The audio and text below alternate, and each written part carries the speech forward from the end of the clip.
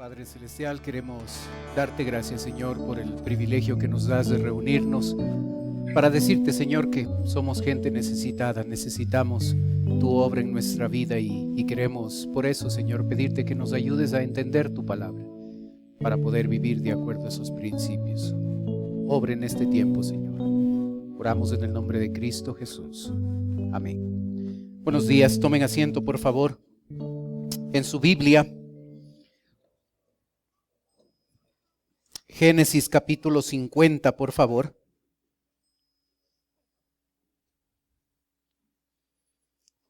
Empezando en el versículo 15, por favor.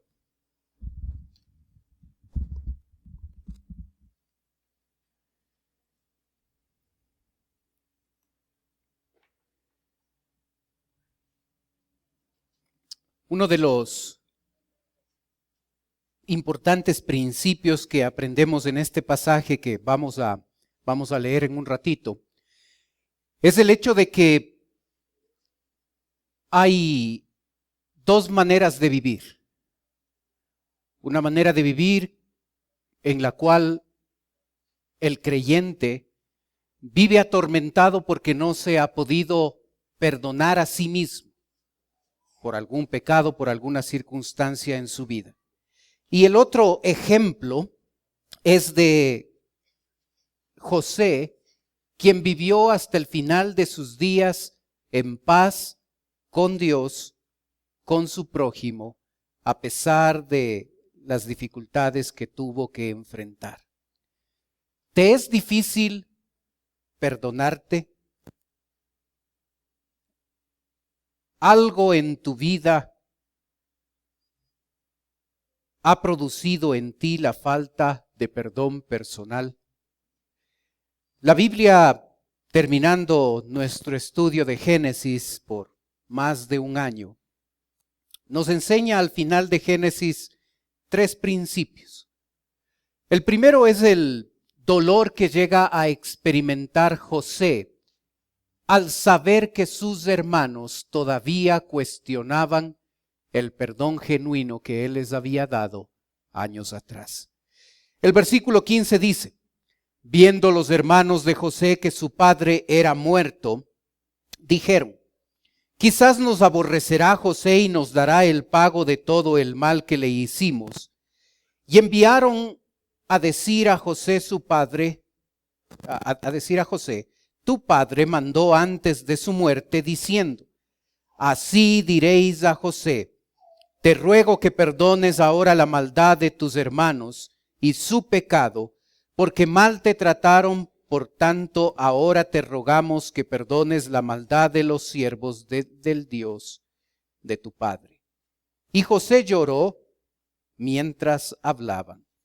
Vinieron también sus hermanos y se postraron delante de él y dijeron: henos aquí por siervos tuyos. Con la bendición de Jacob, José quedó como el primogénito y el patriarca de esta pequeña nación de Israel. Su posición en Egipto ayudó para consolidar esta posición dentro de su familia. Sus hermanos, cuando muere Jacob, cuando muere el padre, llegan a pensar que José puede aprovechar de esta circunstancia para vengarse de ellos. Estos hermanos de José seguían luchando con pecados pasados. Ellos no podían apropiarse todavía del perdón que José les había otorgado gratuitamente. Ellos todavía pensaban que era demasiado bueno para ser cierto. Es terrible vivir con una conciencia culpable. Estos hermanos no podían borrar los recuerdos de los actos pecaminosos que ellos habían cometido con sus hermanos. Recuerde que desde el momento en que José les perdona a estos hermanos hasta este momento donde estamos leyendo Génesis 50, han pasado 39 años. No sabemos si todos los días eran atormentados por recuerdos obsesivos. Pero es interesante darnos cuenta que la muerte del padre de Jacob llegó a ser uno de los detonantes, donde ellos pensaron, quizás José se ha portado tan bien con nosotros porque nuestro padre vivía y por respeto a él no nos hizo nada, pero ahora que ha muerto, ellos empezaron a sentirse culpables. Estos hermanos pensaron que al morir su padre José, el padre de José, José iba a aprovechar para vengarse de ellos. Tenían tanto miedo que, como usted observó, el texto dice, enviaron a decir. Ellos no tuvieron el valor para acudir a José. Tuvieron miedo de que con la muerte de Jacob, ahora sea la oportunidad en la que José va a vengarse. Algunos creen que Benjamín fue uno de los comisionados para ir donde José. Tu padre mandó antes de tu muerte. En la Biblia no tenemos registro de que Jacob haya dicho eso. Probablemente es una mentira de parte de ellos, tratando de con esa mentira motivar a José a que no sea vengativo. Y la verdad es que es muy normal para un creyente cuando peca y va a sumar otros pecados a la vida si no los resuelve adecuadamente. Le pidieron perdón al final. Le rogaron. Se pusieron en la posición de siervos, de esclavos. José no les había tratado mal. Pero en todo este pasaje lo más impactante es observar las lágrimas de José mientras sus hermanos hablaban. Y José lloró mientras hablaba. Qué tremendo que debió ser para José escuchar a sus hermanos decir que pedirle a él que no se llegue a vengar.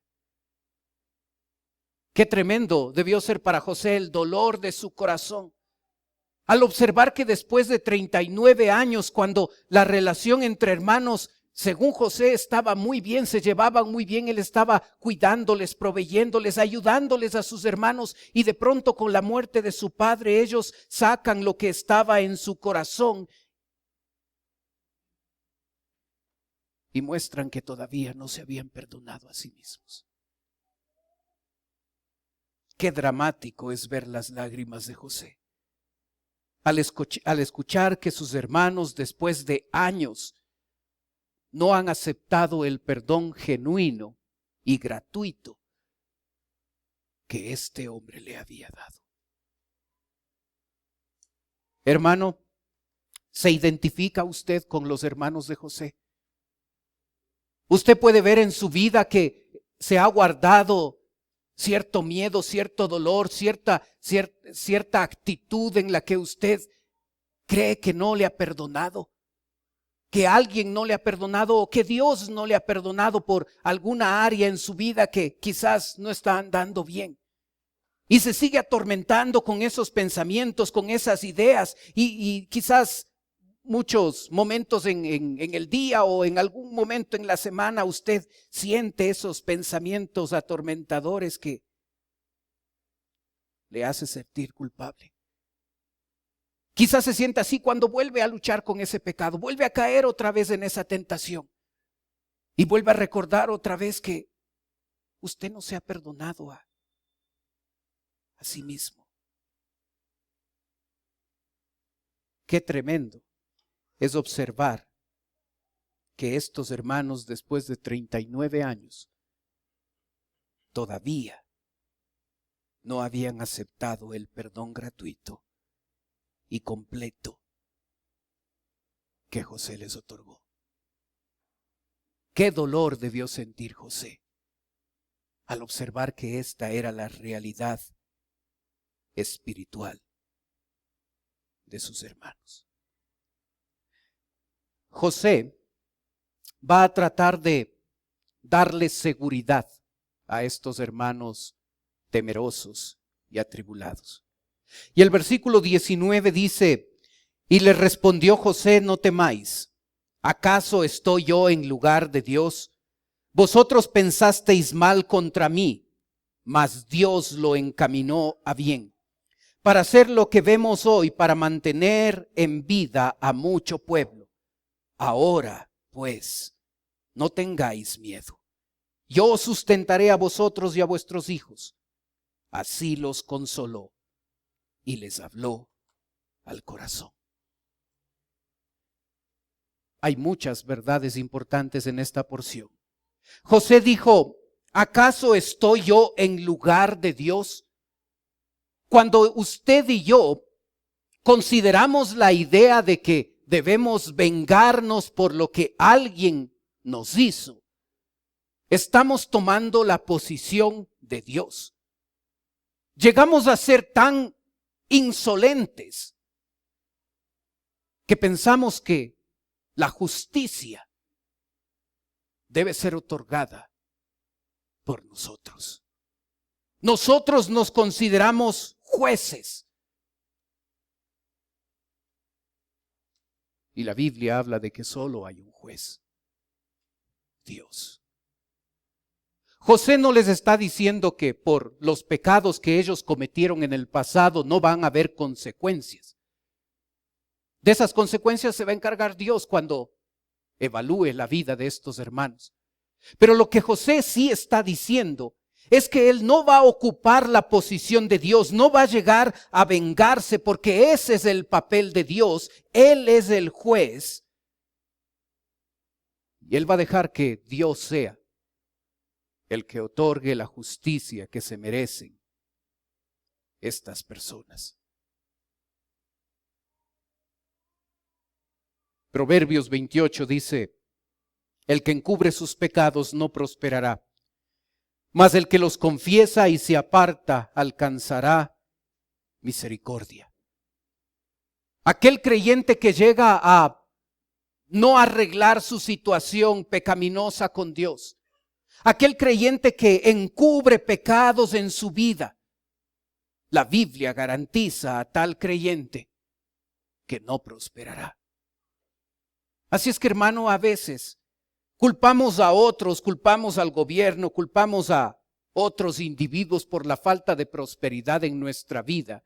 Y a veces la razón para nuestra falta de prosperidad es que estamos encubriendo pecados. Es que no hemos arreglado nuestra situación personal.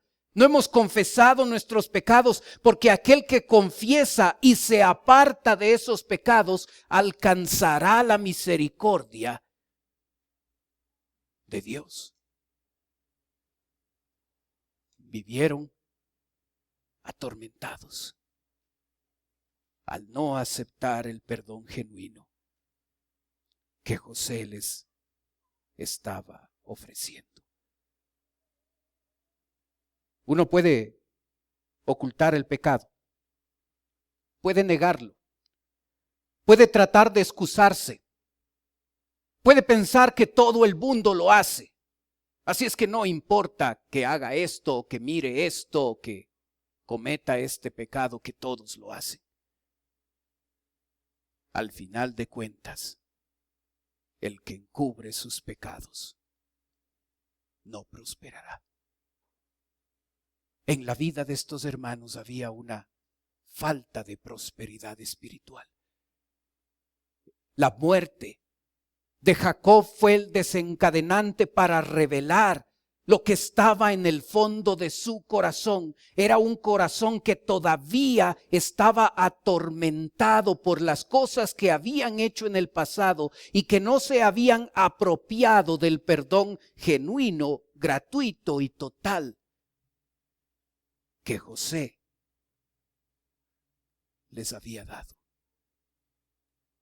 José trata de darles seguridad. ¿Acaso estoy yo en lugar de Dios?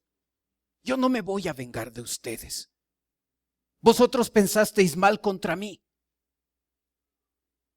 José no niega lo grave de su comportamiento, pero lo deja a Dios. Y Dios, utilizando el pecado y las acciones incorrectas que estos hermanos han cometido, dice, mas Dios lo encaminó para bien. Dios es experto en sacar de nuestra basura cosas hermosas. No tengáis miedo. Yo os sustentaré. A ustedes, a vosotros, a vuestros hijos. Así los consoló y les habló al corazón. ¿Cuánta seguridad trata de dar José a estos hermanos que se sienten culpables? Usted y yo podemos llegar a identificarnos con los hermanos de José y podemos vivir nuestra vida o etapas de nuestra vida donde nos sentimos culpables. Nos llegamos a atormentar por cosas que hemos hecho y pensamos que Dios no nos puede perdonar. El fondo del problema es orgullo. Me siento tan orgulloso que niego la verdad de Dios cuando Él dice que si confesamos nuestros pecados, Él es fiel y justo para perdonarnos y limpiarnos. Nos creemos más sabios que Dios. Y llegamos al punto de pensar que no es tan fácil que Dios me perdone. Así es que me siento cómodo atormentándome un poco por mis faltas, por mis pecados. Y no llego a aceptar el perdón genuino de Dios en mi vida. Y a veces el perdón de otros, cuando ellos me han perdonado por alguna falta que he cometido. Usted puede identificarse con los hermanos de José. Pero usted también, usted y yo podemos llegar a identificarnos con José. Y como en sus últimas palabras, en el versículo 22 hasta el final, nos muestra que fue un hombre que, a pesar de los complicados problemas y dificultades que tuvo que enfrentar, llegó a vivir en paz con Dios y en paz con su prójimo. Observe la prosperidad de este hombre, versículo 22. Y habitó José en Egipto, él y la casa de su padre. Y vivió José 110 años, y vio José los hijos de Efraín hasta la tercera generación. También los hijos de Maquir, hijo de Manasés, fueron criados sobre la rodilla de José. Observa la prosperidad de este hombre. Vivir muchos años. Y esto le posibilitó a que él pueda ver a sus tataranietos por parte de Efraín y a sus bisnietos del lado de Manasés. Y si usted es abuelo, usted sabe la bendición que llegan a ser los nietos para los abuelos. Dios había bendecido grandemente a este hombre. Y estas últimas palabras, este último relato de su vida, aún ahí se continúa enfatizando la prosperidad que Dios le dio a este hombre. ¿Por qué? ¿Recuerda Proverbios 28? El que encubre sus pecados no prosperará, mas el que los confiesa y se aparta alcanzará misericordia. Disfrutó de la prosperidad de Dios porque era un hombre que vivía a cuentas con Dios, a cuentas con su prójimo, aceptando el perdón de Dios, aceptando el perdón del hombre en su vida personal. Este hombre se caracteriza por tener un conocimiento de la palabra de Dios profundo. El versículo 24 nos dice, y José dijo a sus hermanos, yo voy a morir, mas Dios ciertamente os visitará y os hará subir de esta tierra a la tierra que juró a Abraham, a Isaac y a Jacob. E hizo jurar José a los hijos de Israel diciendo, Dios ciertamente os visitará y haréis llevar de aquí mis huesos. Años atrás, Dios había dado una promesa a Abraham. Usted lo puede ver en la pantalla, en Génesis 15 dice, entonces Jehová dijo a Abraham, ten por cierto que tu descendencia morará en tierra ajena y será esclava allí y será oprimida 400 años. Mas también a la nación a la cual servirán juzgaré yo, y después de esto saldrán con gran riqueza. José sabía lo que Dios había prometido. Para José no eran ocultas, no había olvidado lo que Dios había dicho en el pasado. Y recordar lo que Dios ha dicho en su palabra llega a fortalecer nuestra fe y llega a darnos una perspectiva diferente para nuestro presente y para nuestro futuro. Mientras estos hermanos se atormentaban, José sabía muy bien lo que iba a pasar en el futuro. Mientras la nación de Israel años más tarde iba a sufrir y a saber a tener intranquilidad porque no sabían qué iba a suceder cuando iba a venir un faraón diferente. José había guardado lo que Dios había dicho en su corazón. A veces usamos nosotros con frecuencia la palabra fe. Y creo que a veces el concepto que tenemos de fe es contrario al concepto que tiene la Biblia. Para nosotros a veces la fe es esa actitud positiva. Eso no es fe. Algunos son muy positivos. Échele ganas, hermano, que esto va a salir bien, este negocio va a dar resultado. Eso no es fe. La fe es el conocimiento de la palabra de Dios puesto en práctica. Eso es fe. La fe nunca está desconectada de la palabra de Dios. La fe nunca está desconectada de la palabra de Dios. Así es que cuando yo apoyo mi manera de pensar y mis decisiones en la palabra de Dios y tomo decisiones en función de lo que Dios dice, entonces soy un hombre o una mujer de fe. Hebreos 11 lo dice bien. Por la fe José, al morir mencionó la salida de los hijos de Israel y dio mandamiento acerca de sus huesos. Por la fe José al morir mencionó la salida de los hijos de Israel y dio mandamiento acerca de sus huesos. Era un hombre que conocía la palabra de Dios. Y la prosperidad que tuvo por no andar sin perdonarse a sí mismo, y el conocimiento que tuvo de la palabra de Dios le dio estabilidad y le dio seguridad al vivir. Usted y yo podemos escoger vivir como José, a cuentas con Dios, a cuentas con el prójimo. O podemos vivir como sus hermanos que se atormentaron por las culpas y los pecados pasados. Para José era tan importante que sus huesos fueran transportados de Egipto a Israel, que les pide un juramento a sus hermanos en versículo 25. E hizo jurar José a los hijos de Israel diciendo, Dios ciertamente os visitará y haréis llevar de aquí mis huesos.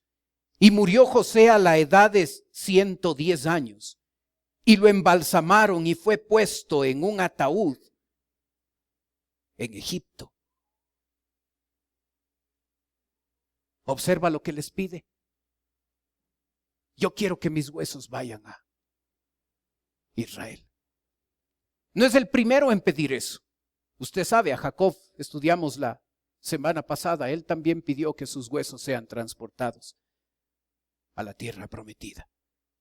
La diferencia con José es que este ataúd en el que van a colocar su cuerpo, todavía van a faltar 400 años para que ese ataúd sea llevado a la tierra prometida. Es importante entender dos principios básicos de lo que implica que ese ataúd en el que fue colocado José haya permanecido en Egipto por 400 años. Es una señal profética. 400 años allí en un ataúd. La promesa de llevar los huesos de José se va a cumplir recién en Éxodo 13, donde dice: tomó también consigo Moisés los huesos de José, el cual había juramentado a los hijos de Israel, diciendo: Dios ciertamente os visitará y haréis subir mis huesos de aquí con vosotros. Imagina lo que fue eso. José muere y es colocado en un ataúd. Y ese ataúd queda como una señal, como una evidencia para las generaciones futuras, para que ellos recuerden que ese ataúd que no ha sido puesto donde se ponen los otros,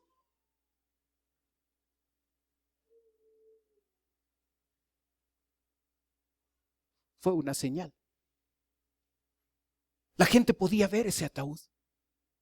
La nación de Israel años después podía observar que ese ataúd era un símbolo y no se lo había enterrado, no se lo había colocado en el sitio donde debía estar, como una evidencia de que ese ataúd, después de 400 años, iba a salir de Egipto para ser llevado a la tierra prometida. Dios, sabiendo que nosotros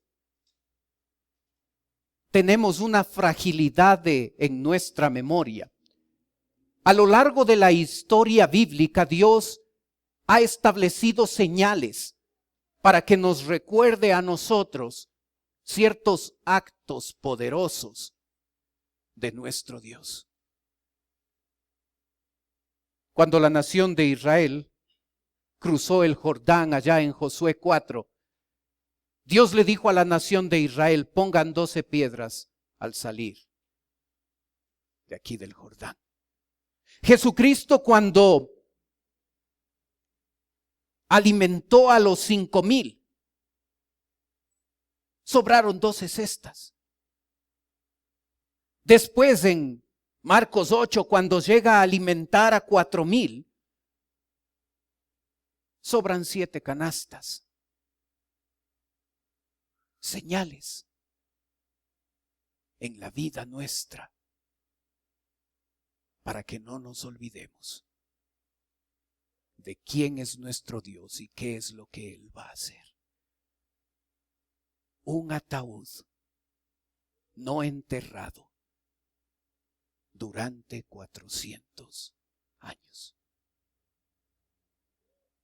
La nación de Israel se olvidó. Y en una buena parte de esos 400 años, cuando un faraón que no conocía a José empezó a gobernar, estaban intranquilos. Pensaban que iban a morir, pensaban que se habían olvidado de Dios, que Dios se había olvidado de ellos. Cuando había un ataúd que les señalaba a ellos que ellos iban a salir de ese lugar y debían llevar ese ataúd a la tierra prometida. El ataúd también es una evidencia personal. Y usted puede ver, aquí puede ver usted, está un arca. Esta arca es una foto de el arca del pacto. Esto estaba en el templo de Jerusalén. Era una caja que estaba forrada de oro y en esa caja se llegaba a guardar la ley de Dios. Lo interesante es lo siguiente. Esta palabra hebrea es la que se traduce a ataúd en el Antiguo Testamento. Ocurre 201 veces. Lo interesante es que 200 veces se traduce en nuestra Biblia, no con la palabra ataúd, sino con la frase arca del pacto, en la cual se guardaba las tablas de la ley. Y en una sola vez, esta palabra arca se traduce ataúd, refiriéndose al sitio donde el cuerpo de José estaba guardado. Así como el arca del pacto era una caja donde se había guardado la ley de Dios, el ataúd de José era la caja donde un hombre que había sido obediente a la palabra de Dios estaba guardada en ese sitio. No es sino muchos años adelante, en Éxodo 25:10, donde por primera vez se va a utilizar esta palabra, arca del pacto. Porque la primera vez que se utilizó esta palabra es cuando se habló del ataúd, donde un hombre que guardó siempre la palabra de Dios en su corazón fue depositado en ese sitio. El ataúd de José se convirtió en un símbolo similar al arca de Dios, porque un hombre que cumplía y vivía la palabra de Dios había sido guardado en ese sitio.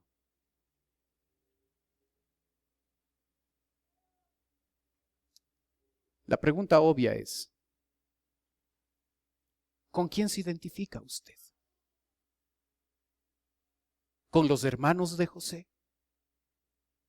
Gente que se atormentó por muchos años por no haber aprendido a perdonarse a sí mismo. Gente que vivió con temor, con susto, con recelo en su vida, con falta de prosperidad, ocultando un pecado en su corazón, no resolviendo un pecado en su vida. Nos identificamos con los hermanos de José. Tiene problemas con perdonarse a sí mismo. Tiene problemas con recibir el perdón gratuito de Dios. Tiene problemas con recibir el perdón que otros le otorgan. O queremos parecernos a José, que hasta el final vivió una vida próspera, una vida en la que vivió en paz con Dios y en paz con su prójimo.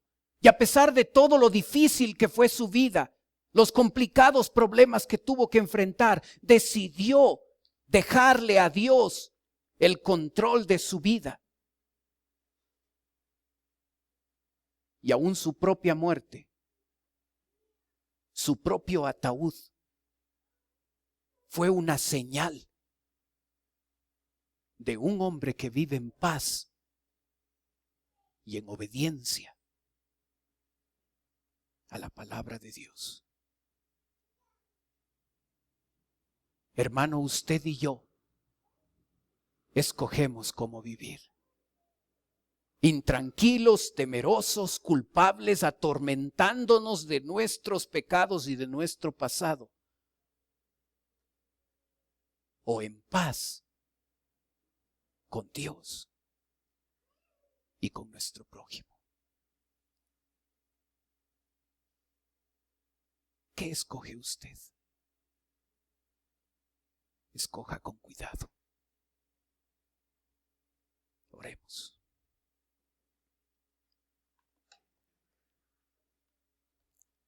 Padre Celestial,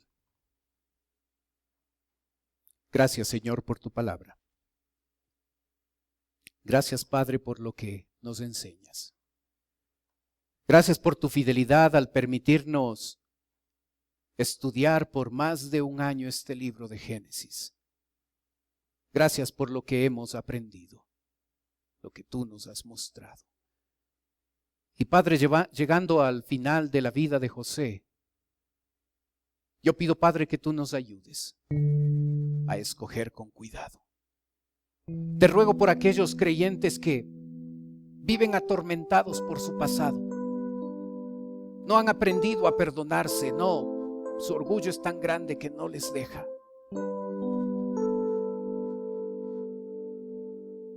Yo ruego, Padre, que tomen la decisión, que busquen ayuda. Te ruego, Padre, porque nos ayudes a vivir como José, un hombre que experimentó tu prosperidad, a pesar de lo difícil de su vida, de sus circunstancias y de la economía mundial en la que estaba Egipto. Gracias porque vivió en paz contigo, en paz con su prójimo. Y aún su muerte y su propio ataúd se convirtió en una evidencia que por más de 400 años le dijo a la nación de Israel que ahí no terminaba todo, que ese ataúd era un símbolo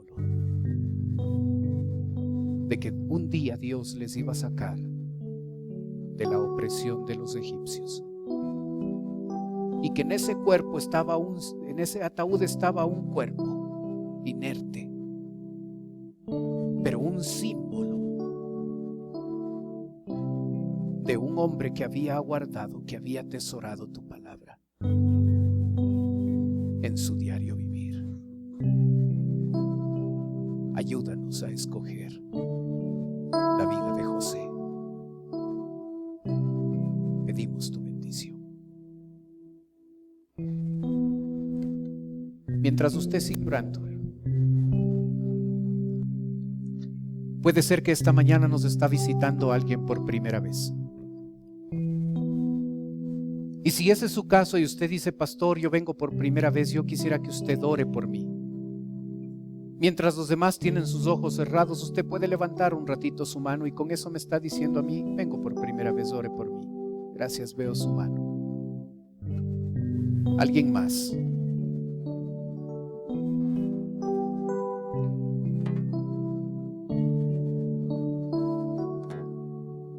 Para la persona que nos visita, en un ratito voy a orar por usted, como le dije.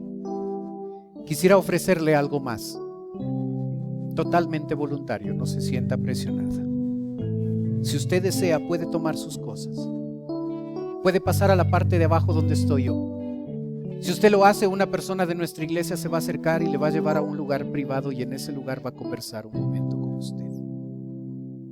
Si quiere darnos el privilegio de conversar un ratito con usted, venga con toda confianza. Los demás tienen sus ojos cerrados para que no le dé recelo, no le dé vergüenza de pasar. Gracias por venir.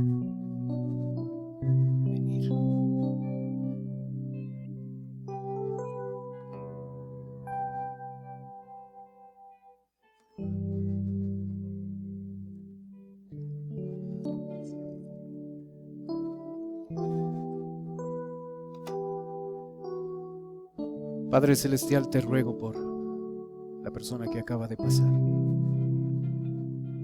Pido, Padre, que ahora que va a estar escuchando el Evangelio, si todavía no te ha recibido, hoy pueda poner su fe en ti. Te pido, Padre, por nosotros, por tus hijos. Ayúdanos, Señor, a poder disfrutar la paz, tu paz, la que sobrepasa todo entendimiento. Ayúdanos a no continuar viviendo intranquilos, temerosos, atormentándonos por el pasado. Ayúdanos a llegar ante tu cruz, Señor, y liberarnos de esos pensamientos atormentadores. Ayúdanos a recibir tu perdón, a recibir el perdón de otros. Oramos en el nombre de Cristo Jesús. Amén. Puestos de pie, cantemos, por favor.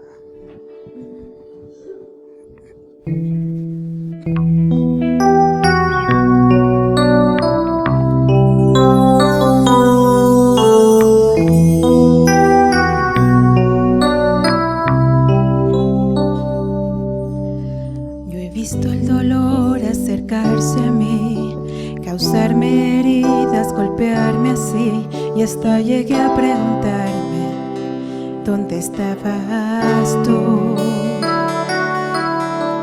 He hecho preguntas en mi aflicción, buscando respuestas sin contestación, y hasta dudé por instantes de tu compasión. Y aprendí que en la vida todo tiene un sentido, y descubrí que todo obra para bien, y que al final será mucho mejor lo que vendrá. Es parte de un propósito y todo bien saldrá.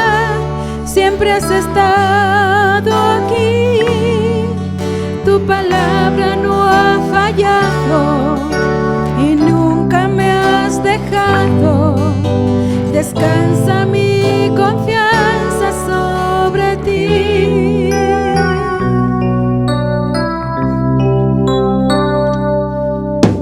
Yo he estado entre la espada y la pared, rodeada de insomnio sin saber qué hacer, pidiendo a gritos tu intervención. A veces me hablaste de una vez, en otras tu silencio solo escuché. Qué interesante tu forma de responder. Y aprendí que lo que pasa bajo el cielo